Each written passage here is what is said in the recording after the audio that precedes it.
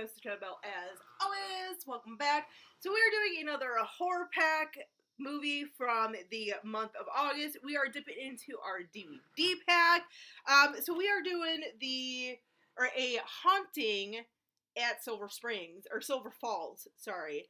Silver Springs is a Fleetwood Mac song, one of my favorite Fleetwood Mac songs. Anyway, no, we're not talking about that. We're talking about this movie. So I know, like, when I unboxed this, I said I think I've seen this one before, and when I popped it in the other day, it came back to me. I have actually seen this, like, on Netflix or Amazon or whatever.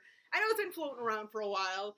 And honestly, tell you the truth, it's pretty much like I was kind of telling people, it's an okay one, but it's kind of like just sort of forgettable because it's very easy to kind of like, this is one of those ones where very stereotypical prototypes of a haunting in whatever. But I mean, honestly, it's not the worst. It's not horrible or anything. It's a decent little watch. This is obviously the second time I've seen it. And I'll probably watch this again every so often. Not one that I would constantly be watching, but it's an alright one. You have fun with it. So, basic premise, and I feel like this is kind of like the premise with a lot of these like hauntings in this girl is shipped off to like her aunt's house or something because her father just passed away. Her mother had passed away at like 5 or something after like a drowning accident. So she's like living with them. Very quickly we kind of see certain little things, certain little like problem things where it looks like it's this girl kind of doing them, like things kind of go missing or like this happens and this father doesn't want her coming over to hang out with his son and stuff, and then she starts going to therapy. So it's kind of like like I was saying, it's kind of your run-of-the-mill type of haunting sort of movie. But of course, once you've seen like a couple of these, you kind of have an idea of what's going to be going on and everything. Payoff is just to kind of see like the ending, to see kind of how, like, why is this all happening type of thing. I won't really spoil this one for you. I mean,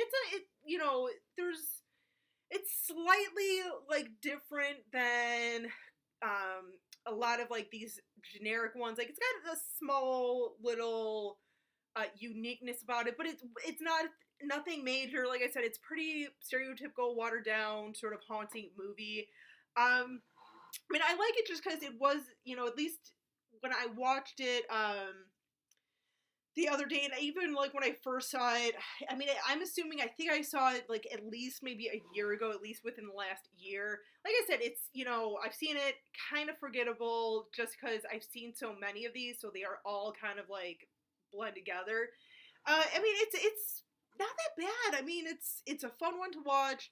I do like, like I was kind of saying, I like that it has a slight different take on sort of like this genre of horror movies and like ghost movies and everything. And it's like a good like sort of like revenge movie too. I gotta give this one points.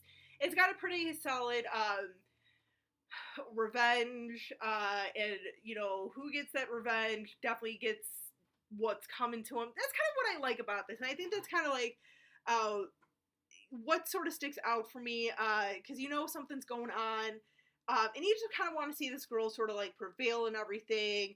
And I do kind of like that it didn't go like the typical route of necessarily like a spirit attaching themselves directly to someone or possessing someone, or they're gonna by like a certain age they're gonna be completely taken over or something. It's slightly a little bit different. Like the way that this girl sees these like apparitions, these spirits, is by this ring that is on her finger that I think belonged to her mother. So it's like, that's kind of like, obviously she's wearing like a haunted object and everything. So I kind of like that they went with that direction instead of like the typical, like I was saying, sort of run-of-the-mill sort of hauntings and possessions and everything. But no, I mean, it's a decent little movie. Like I said, it's nothing great.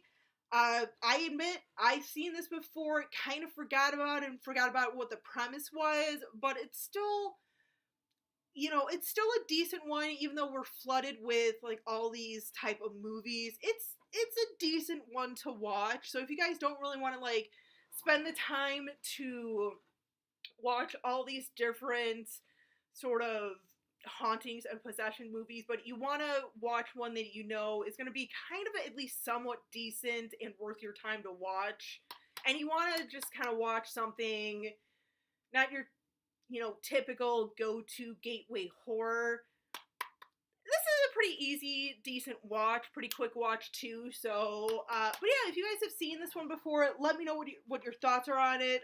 You guys know I always love to hear your thoughts on these things. But yeah, let me know in the comments and everything. Till next time, you guys, as always, stay creepy, classy, and a little bit sassy.